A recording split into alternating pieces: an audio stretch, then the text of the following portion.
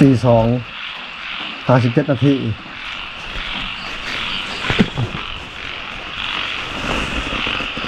นอนตื่นพี่น้องแต่ว่าฝนก็ตกแต่เขียดก็ยังห้องอยู่นอนพลัดพันนอนมีแต่พันว่าคนมันเป็นพันคนมาตีแป้นใส่มัดคืนพี่น้องเป็นยังนี่เพราะว่าเฮานอนอยู่ไกลตีนผู้เด้ออยู่เทิงผู้นี่ข้าวสงครามตะกี้บอลโอ้ยมีคนเสียชีวิตก็หลายพี่น้องตีนผู้มาขอแป้นขอยังใส่มัดคืนเลยแต่เฮาบ่สนใจดอกไปตี3ตี 3ก็เลยนั่น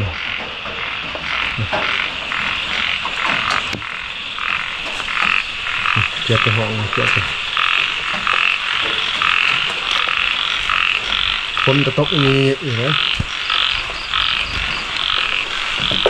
ต้องจับมาคนหนึ่งลาเจอเลย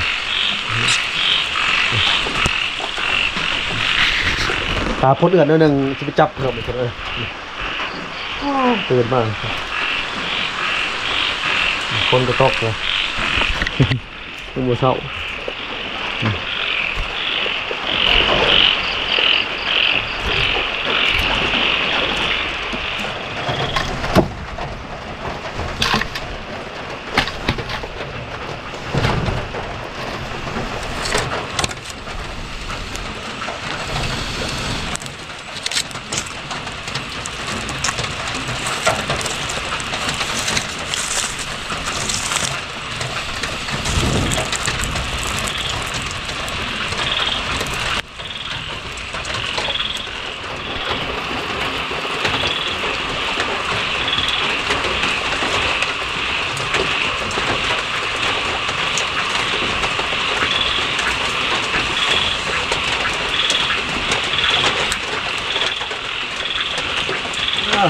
ตกหลับเสา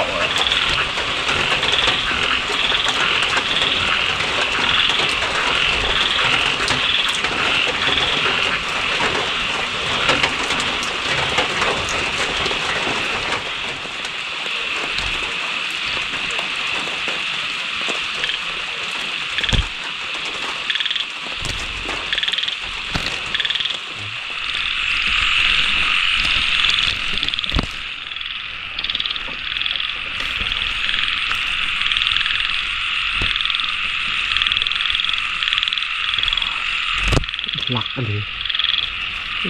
แมงเมา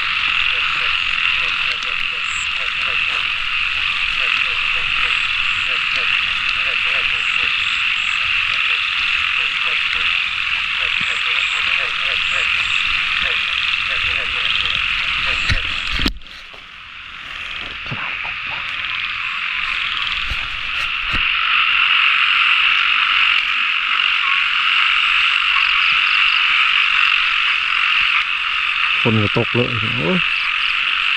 อย่าแก่งแต่ฝนตกเลย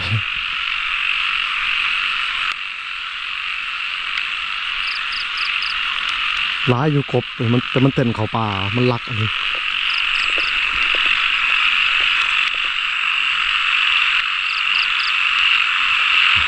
เต็มหมดเลย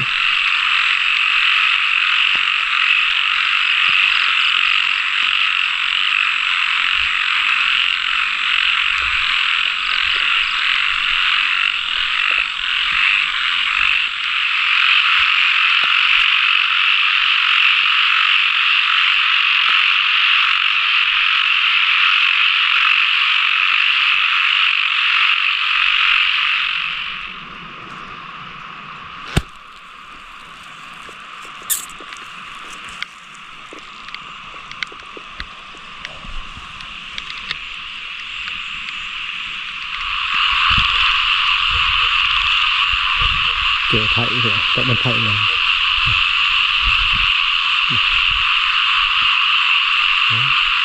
ไปก็หากินกลางคืนมั้ง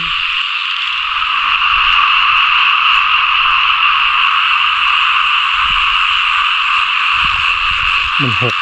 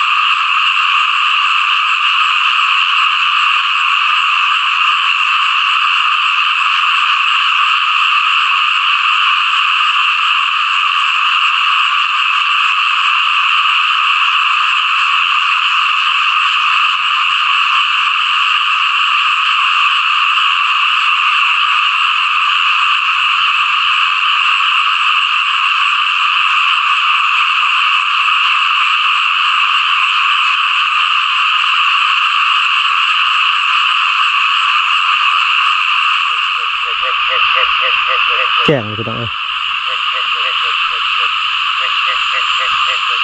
จะกบไปจังห้องเลยเด้อ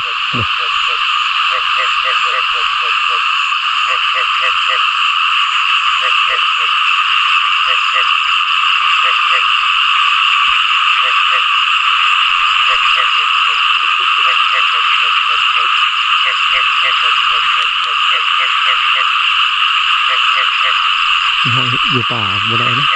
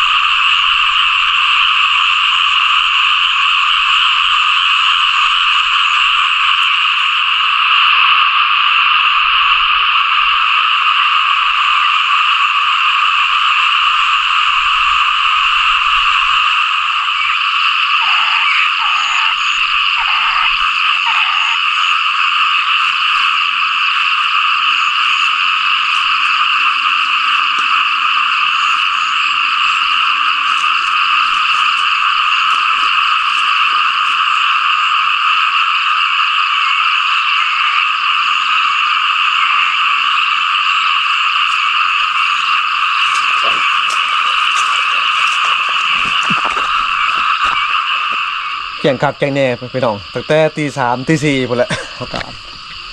นะกบได้ประมาณ6-7โตเลยกบจุดใหญ่เลยกบเน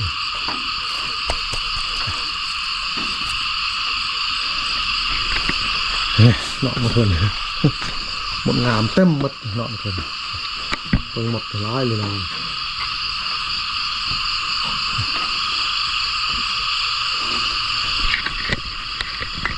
เอาพักผ่อนนิดนึงก็สิละดงลัดปลาลงเลยพี่น้องบ่ได้ขึ้นดอกผู้เนื่องจากว่าพ้นจากตกเลยยาละมื้อหน้าอีกมื้อนี้สิคอยเกี่ยวถ้าดงใหญ่เลยเกี่ยวลงเลยบัดดักกระหอกดักไก่ปลาเลยแล้วบัดแจ้งแต่ตี 3พี่น้องเอ้ย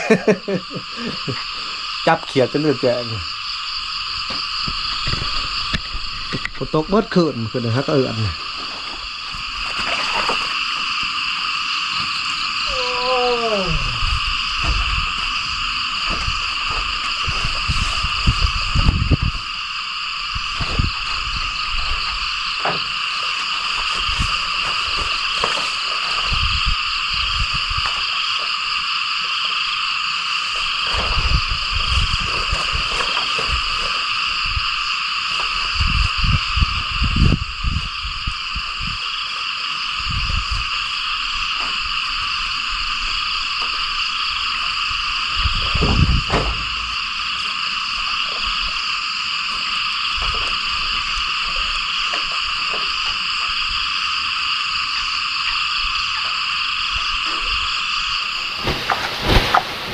บ่เหมาะหมายเที่ยงเขาอันตราย